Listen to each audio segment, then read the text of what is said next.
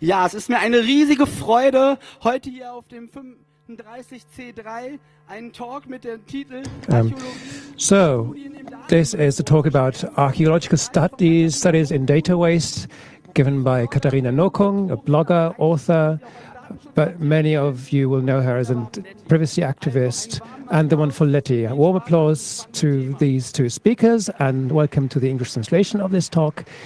We're always glad for your feedback under the hashtag C3T. Our Twitter account is C3Lingo. Ja, danke, Pupe. Yeah, thank you, Pupe. Nice how all the heralds are performing something with the French announcement. A question I would like to ask at first. How many people here have bought their Christmas presents at Amazon? Oh. I would say roughly half. Please keep your hands up because we'll continue. Who of you did only do the research at Amazon and then bought elsewhere? Are there people, would we get people that, more people, would people add to that? So, not many people were added, but I think there's far more than 50%, it's hard to see.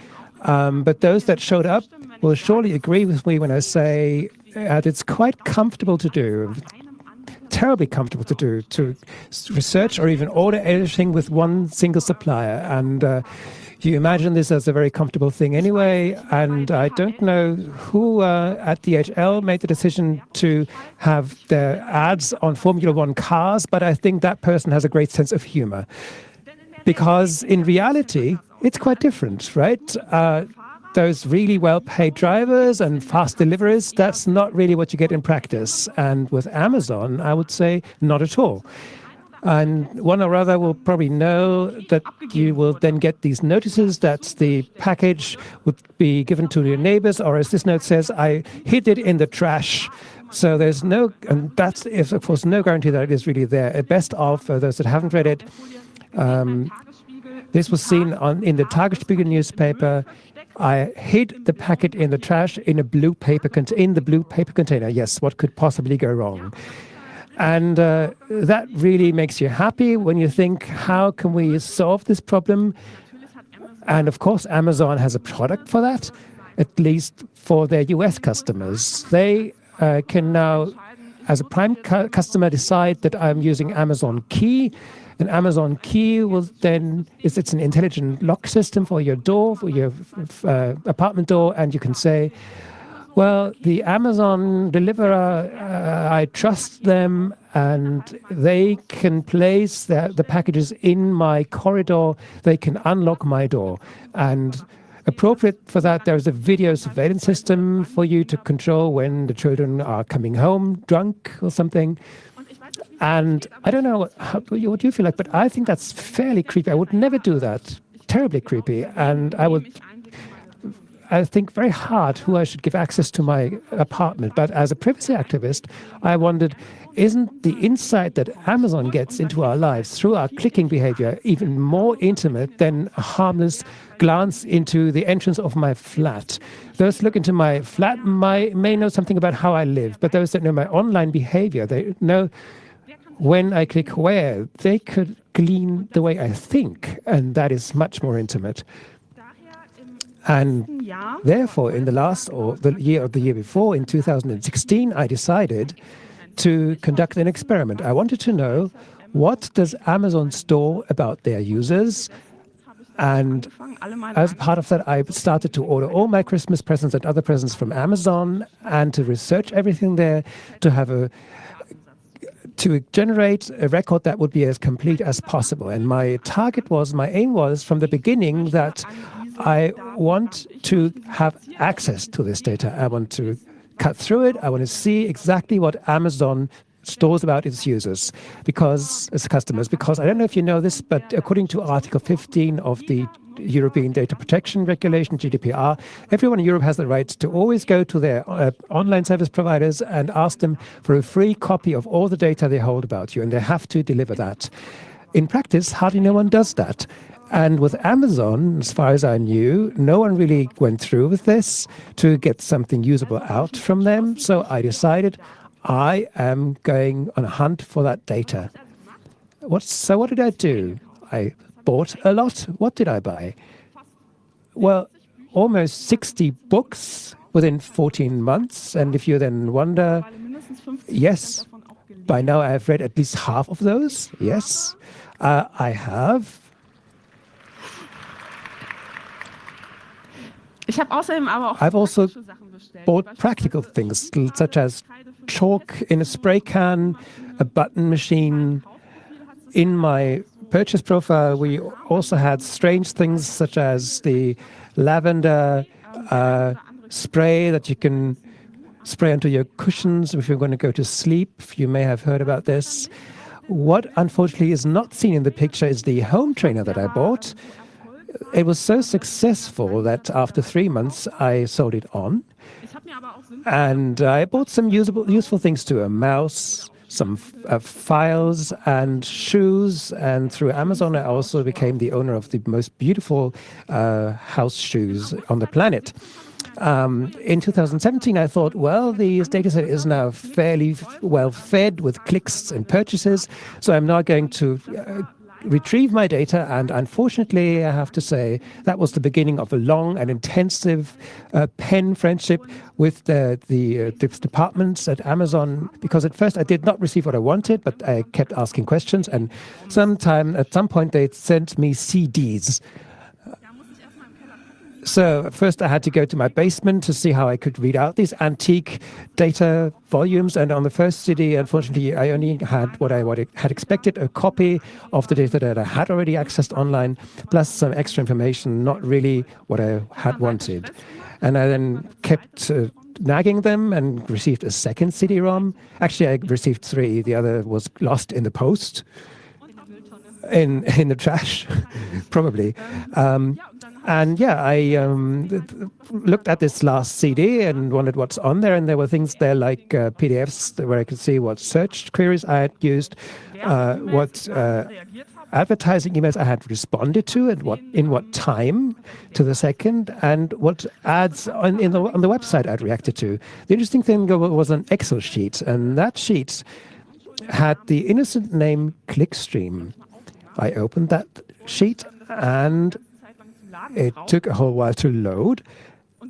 And at one point I saw, all right, this sheet has 15,365 parts, lines, and each of these lines has 50 columns, 50 items of extra information. I went to the supermarket to visualize this.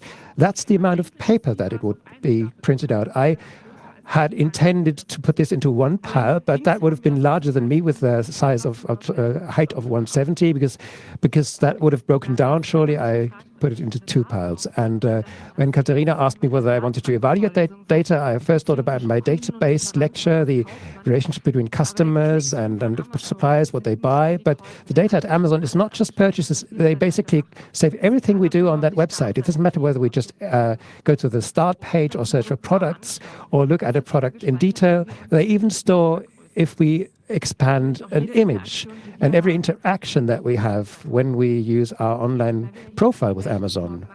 Because we have a foundation SOC here, I thought I'd like to take you with me in the journey of the unknown data and the things you can do with such data in an explorative analysis to really understand what's in those data and what you can see.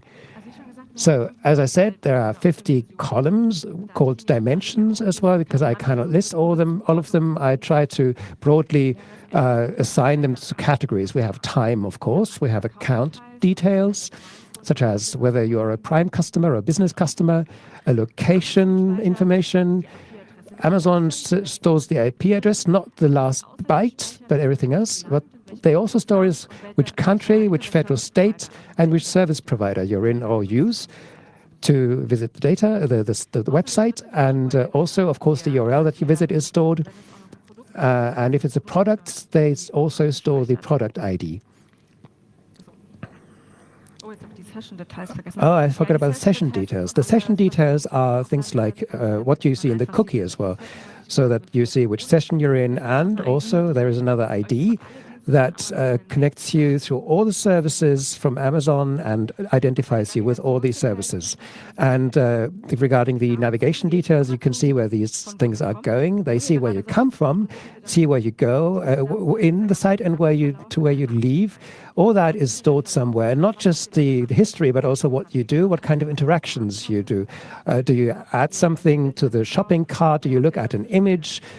Or do you save something for later? Also, last, you have what we call Amazon internal. You see which web server the query was sent to and whether that query had an internal IP address within Amazon, but you also receive a long list of all these dimensions and explanations on them, what's behind them. And sometimes Amazon does not store the clear text, but encodes things.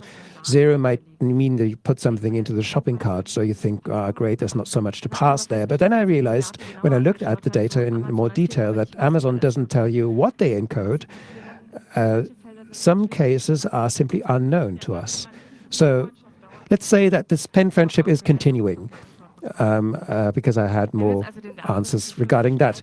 So if you look at this set of data with those 50 columns, you have 15,000 entries. I used 2 to show you as an example how they are set up. You have the date, an action, such as search or purchase. You have the URL, the federal state where it came from, the internet service provider, the time it took to load the page. And not just for those 2 entries, but all the 15,365 ones. Which time period are we looking at? It starts on the 1st of August 2016 and ends on the 31st of October 2017. So that's 196 days with about 78 entries per day. If you have such an unknown data set and work with it, then I would always use Python, because that has more or less been accepted as a standard for analyzing data sets like that. So as soon as, whatever Amazon says, I will look at those dimensions in detail. How many dimensions are there and how often were they used? Some of them are always used, such as the date and time, but other dimensions aren't often used. And we had one dimension that was never actually used, something about images. No idea what's in there. I then looked at every dimension in detail, what's in there and how frequently this happens. And then I was looking at the time, and I realized that this was supposed to be to the second, with second precision. And I don't understand how you can have 45 entries in a single second. So then I thought, okay, let's look at another column. Let's see what's in there. Maybe that's just an outlier or something. You never know. And then I looked at a single day. You can, of course, aggregate for a day, and you get a relative distribution. And you have 3 outliers, which are very conspicuous as they are high above everything else, and one that is 710 entries per day, and I don't know how intensively Kata was using Amazon on that day, from early to late. Well, that was quite an achievement anyway. So I looked at that day in detail. We have 710 entries for the day, and I wondered, what's the time range? It's 20 minutes, 35 seconds. So that's one entry every 1.74 seconds. And that then would have had to look like this. So if I would manage that, at least at that point, I would perhaps consider a career as a pro gamer. And then I went further into the data, and you have these value counts that would be used in a histogram or something. And this function, I are really good friends by now. I really looked at this very closely and see where things come from, and I realized that these actions are always well defined. It's actually stated about 4,600 times, and perhaps I thought maybe it's not always easy to classify. And then there are other 2 interesting things I noticed: request and lazy load. These things I didn't consider much of an interaction. I am a web developer, so I thought maybe something else is in that data. So I looked at the URLs that is connected to these entries, and but at least with Ajax, which is a web technology, I was only user interaction. Let's look at the browser. As I said, I'm a web developer as well, and the browser will tell us a lot about a website and the traffic that's happening in the network. And I did that for Amazon as well, and just selected an image and looked at what is loaded as you are on that page. And yes, of course, every page loads a lot of stuff. And as soon as that is finished, I think, okay, in that list, I will search for the URLs that I wasn't able to quite understand earlier. And yes, surely these are all images of things that, buttons, reviews that are loaded later, which in my view isn't a user interaction, but it's all part of that clickstream data. So if you look at the real user interactions from those 15,000 and X entries, I assume that a single interaction has to have a page action. Otherwise, it's no real user interaction. So let's select those at first. And then I don't want it to be a request either, because that doesn't look like a user interaction either, and not a lazy load either. And if you take all that and just take it out from the data, you have eliminated 75% of the data, and you're left with only 3,747 entries that are real, that I would assume to be real user interactions. I don't know how many of you use GitHub, but I love this graph that shows you interactions that you do with GitHub, and the same thing you could do with Amazon. I don't know if I would be so happy about that. At least every box is for one represents one interaction, and the darker ones show the many interactions you have on a single day. For example, just before Christmas, right? They are very well developed. It doesn't mean that every interaction leads to a buy. And I tried to find out how Amazon classifies purchases. For example, hey, we could look at page actions. Of course, Amazon would have nicely formatted data like orders or purchases, but nope.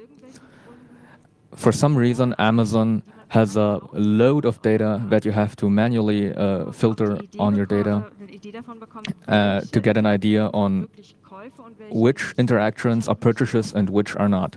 I could not find out in this enumeration of place orders if there's any interactions between them, so I could not find that out from the data set. If you compare interactions versus purchases, from the 196 days that I interacted with Amazon, I only had 24 days in which I purchased something. But you can also see in December, Kata bought 4 days in a row something. And you can also see that it was a lot of books. For example, in December, she bought 32 books in 4 days. Okay, we'll leave the topic of interactions and purchases, and we'll go towards the locations in which Kata was when she was browsing Amazon. The first thing I saw is that she was mostly in Berlin when she interacted with Amazon. Okay, maybe she lives there. You also have the states of Brandenburg and Schleswig-Holstein. I don't know what her interactions with Schleswig-Holstein are. She also had interactions from North Rhine-Westphalia and Lower Saxony.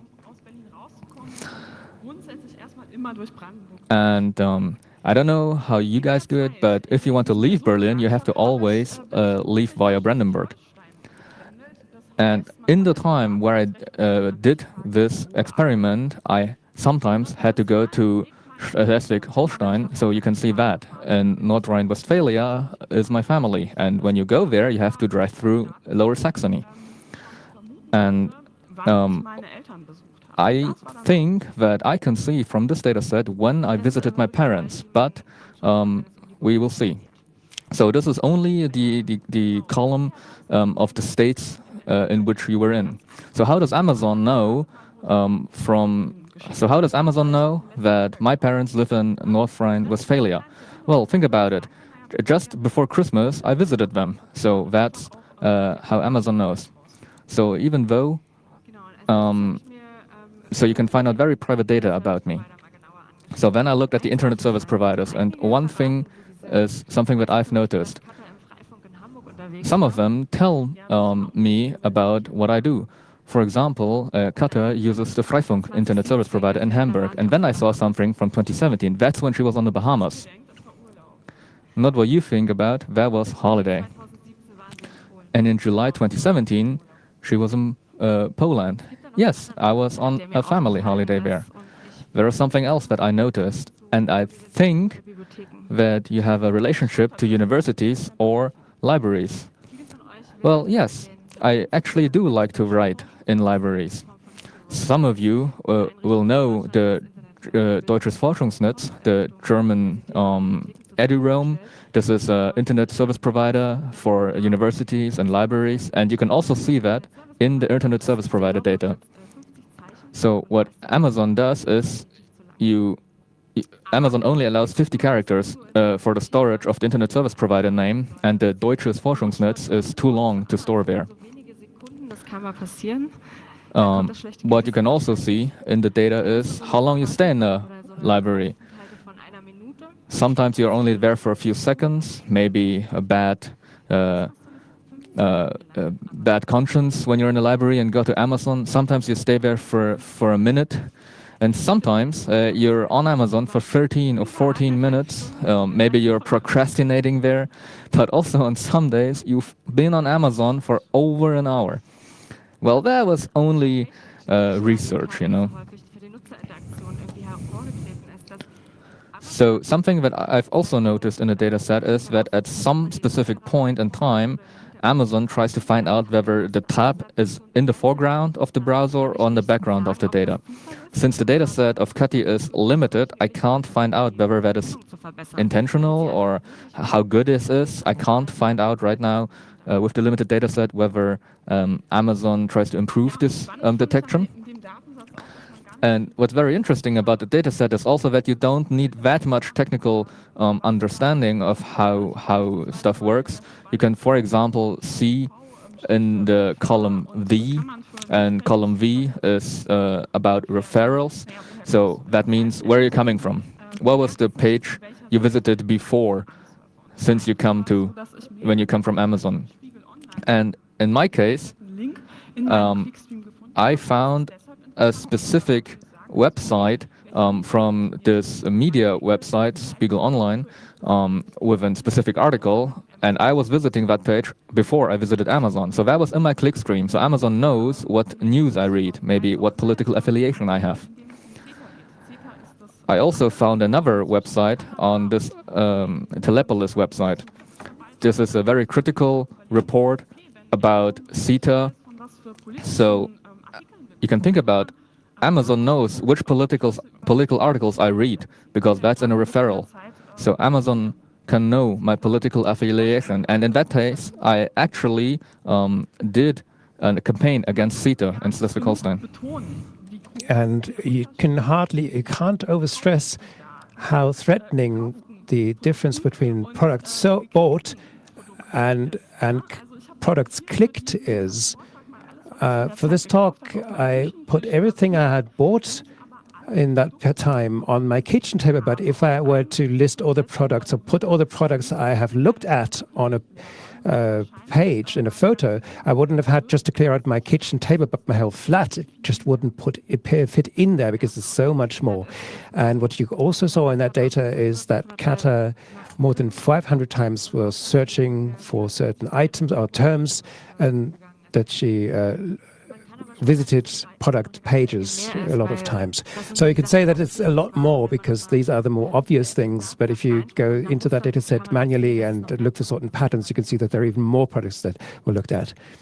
And I then wondered, what does someone see that doesn't know me personally, but does know my data trace? What kind of person do these people see? And do I think that's all right? And I then looked at certain things I clicked at and looked at it from different viewpoints. Let's take the issue of life planning. If someone would ask themselves, well, how does Katharina Noken imagine her future? What are her plans? And then looks at her clickstream. What do they find? I bought a book that deals with arguments in favor of having children, but also another one that deals with alternative partnerships and polyamory. and of course also a book about someone who exited the economic system, the consumer society, and turned her back on that. And if you look at these three products and maybe a few more that are in there, then you would think, okay, well, this is an extraordinary, very individual, maybe difficult life plan if you to put this all under one hat. But how is this actually? This book about children I looked at because I was made aware of the author, because I like the blog Spreeblick and wanted to know what this guy is also writing. The second book is one where I knew the author and was invited to the reading, and I wanted to know what the event is about. And the third book simply is one with the same publisher that I am using. So I wanted to know what the publisher I'm going to use also publishes. So that means that clickstreams, or the image that is generated from that clickstream, and the person that I really am, are probably two very different things. Let's take the issue of health. That's much more clear. I looked at schnapps. There's a single category for that with Amazon, alcohol. And you could imagine why I have an interest in schnapps. Well, maybe I have some health issues and I would like to self-medicate. I also looked at a book about arthritis, a very severe disease. And what's even more shocking, I didn't just look at one, two, or three, but many books about cancer. One, as an example, Healing Cancer Naturally. And if you look at the clickstream that way, you would imagine that Katharina Nokun is a wreck in terms of health. But what is the real picture? I have to say that this gin is really good. I really like drinking it. The books about severe diseases I looked at because I was doing research. I wanted to know what the part of esoteric nonsense in the Amazon bestsellers list is concerning health. And this intention you cannot see if you just look at the clickstream. I'm neither suffering from cancer nor arthritis, and I have no signs of that either. And another interesting thing is political opinion. In my clickstream, there's a huge number of books about the right-wing alternative for Germany. There are books against the AfD, but also books by right-extreme authors and conspiracy theorists. And if you just look at the clickstream, you would probably consider me a very strange or even not very likable person, and you would think this is a right-wing person. But what the thing really was, I deal with the AfD critically in my blog, so I did research. And the research you do, yeah, well, no one can really support the AfD, you really have to say that. And of course, I wanted to see what the other side writes. What do they publish? What do the hotheads publish? And how high is this placed on the bestsellers list? And if you just look at my data, you don't see that. You might consider me a right-extreme person myself. And this gets interesting if you consider who would have an interest in this data. Where there's data, there is interest. And of course, there are authorities that would be interested to query such news data, everything that's there. And if the clickstream is there, it will be queried. And imagine a police officer that might think this Kata person might be a cyber criminal or maybe a potential threat. There is a potential threat that might emanate from her. And let's see if there's any evidence to support that thesis, that theory. What do these people see? Well, first of all, they see on my list a so-called killer game. And that looks extremely nice, doesn't it? Extremely likable. As if you look at this from an authority point of view. I also looked at a black T-shirt with an imprint that says chemist only, because superwoman is not an official job title. You could then wonder, that I have interesting skills and hobbies, and can think that. And next, a suspicious cooking device, a pot, and a balaclava mask. And I don't know how you see this, but from the point of view of a government authority, that would not look good at all. If you look at it through that kind of with that kind of mindset, you could consider that to be a dangerous person. And at that point, I think it would be high time for a visit. But of course, there's a completely simple and harmless explanation for every product. Exactly. Anyone could say that, of course. Someone says in the audience, that would be the counter-argument, of course, and that would leave me in a very bad place. But I don't know how you feel, but I think to just have to think what kind of consequence there could be from that kind of data trash, worst case scenario, I find that extremely threatening. And Kata then gave me her trust to look at the data and keep it confidential. But how does Amazon see this? Amazon is large. Amazon is very large, about 300 million users. And I did this analysis for just one person. Amazon can analyze this for all those 300 million people, and they can see patterns in that. And they can see which products come together in the shopping cart, for example. And what does it mean for something to be in the shopping cart? Amazon knows what do people buy that buy this product? And the simplest example is the precise scale. As a cook, you may want to know how much goes in there and how much have I put in there already. And if you buy this, then you immediately get these great suggestions. Durchaus ein Zeichen dafür, dass es auch andere Verwendungszwecke. That is a clear sign that there are other uses for precise scales, and you're laughing, but that could really lead to serious consequences for someone if they, without their knowledge, are put in a certain category that has nothing to do with them. For example, if I look at a device to cut glass, a glass cutter, I would get recommendation for a balaclava mask. And what do you get with right equipments? You can imagine yourself.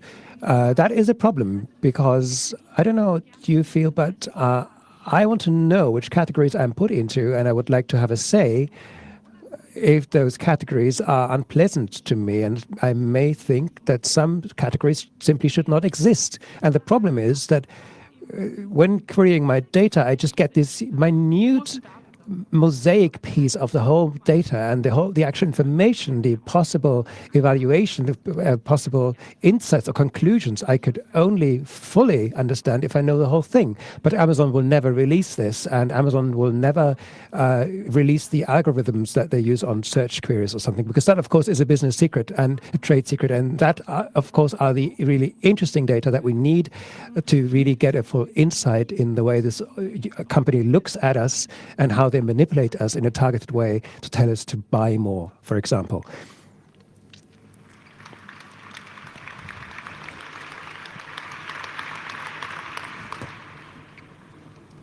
And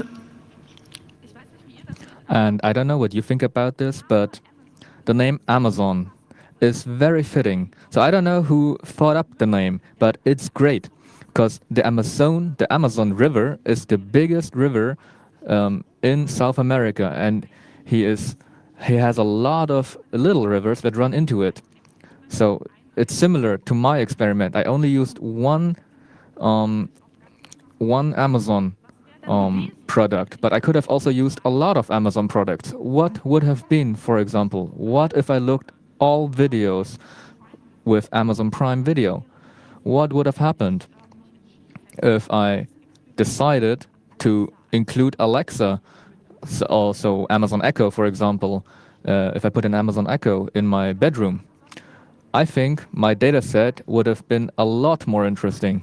And I, for my part, decided cognitively I do not want to do that. That is too much. I will not put an Amazon Echo in my bedroom. Und vor ein paar Wochen war ich. And a few weeks ago, I was very happy that I did that decision a few weeks at that time. Because I don't know if you noticed, it was in the news. Another user asked his data from Amazon about his Amazon Echo, and he received an entire different data set from another person. So that's something that you definitely should not put into your bedroom. Ja, nochmal, um es deutlich zu machen, wenn jemand Just to reiterate, if you use a lot of these services, you use the same Amazon ID. And that is true. That is also what is being stored in the Amazon dataset. So if you use other Amazon services with the same login address, it's definitely in the same cookie. It's in the cookie which ID you use. So now you think, well, it's great, you have your data, but what about my data? How do I get my data? There are different ways on how to get your data. I can tell you how I did it. So first, I read through the AGB, Terms and conditions. the terms and conditions, and I read it in its entirety, which was a unique experience for me. und ich habe mir die Daten And I also looked through the data privacy statement. sowohl in AGB und Datenschutzerklärung sind schon And Datenkategorien angesprochen. in both of these documents, there are categories listed, so I can see what I will. Also, I used my common sense and to just consider, to think, Mal zu überlegen, naja, was to consider what I could actually expect from the terms, from the point of view of logic. I'm at Amazon, and 1 week later I get an email with, "Do you really want to buy this product?" So they have to have stored for 1 week what I bought or didn't buy. And when they say we don't do that, that's of course a lie, because otherwise technically it would be very hard to implement this. And from that information, I built a checklist with my expectations of what a full statement should contain, and only then did I formulate my request to access my own data. And I cannot stress enough how important it is, if you apply for your data, to always set a deadline. Without a deadline, nothing will move. The GDPR does have a time frame in which they should respond to you. That is 1 month, but it's never wrong to explicitly state this deadline in your statement and remind them when that deadline is passed. And what can also be motivating, if you put things like in there, if you don't reply, then I will ask the authorities, the controllers. And that query sadly is not enough. If you put in that application, you have to expect a pen friendship. That might be a nice thing. If you get this, put in this request with a high probability, you first received the answer, well, look into your profile, that has all your data. That of course is nonsense. That only contains a small fraction of the data you want. So send them a friend reminder. Next, then, you may have a letter or an email saying, yeah, we have your data here, and you look in there and think, okay, someone just printed out the profile or copied it and put that into a PDF. So not what you want to have. You shouldn't accept that at all. So another friend reminder. Then you have reached the next level, and at some time there will be some insight, and we found some data here, and now we'll send them to you. That's the point where that CD arrives. And at that point, it gets interesting, because the probability that they play this kind of game, that you have to repeat it for a while, is quite high.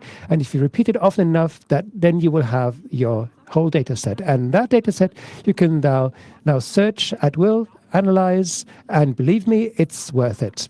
Because it's one thing to abstractly know that you are being surveilled by every step and click, and a completely different thing to see your own broken sleep rhythms for a whole year in front of you. And that is something I would not entrust to any retailer. And I then asked myself, do I want this? And everyone that sees this data set will surely ask themselves the same question. And in my case, the decision was that in the future, I will buy my board books directly from the supplier, not via Amazon Marketplace. And at one time or other, I even saved money this way. And the information about that is being stored will probably enable us to say, I'm going to use the service differently, or I may not use it at all. And if you don't use it at all, then I would recommend you can actually hand in a request for deletion, might also lead to a pen friendship.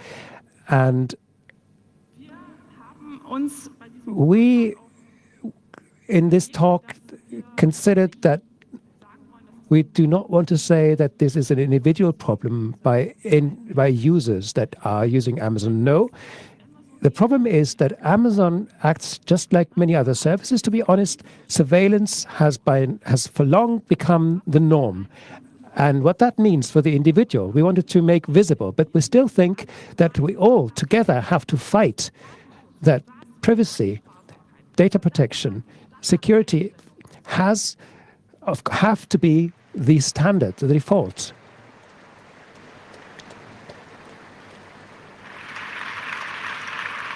Ja, und damit sind wir auch Yes, and that gets me to the end. That gets us to the end. So you have all kinds of information on my blog on how to ask for your own data. And if you're interested in the data analysis, I have published on Amazon, no, on GitHub. There's a repository called Amazon where everyone can look at the data and see their own broken sleep patterns. Yes, thanks a lot. Applaus. Huge applause.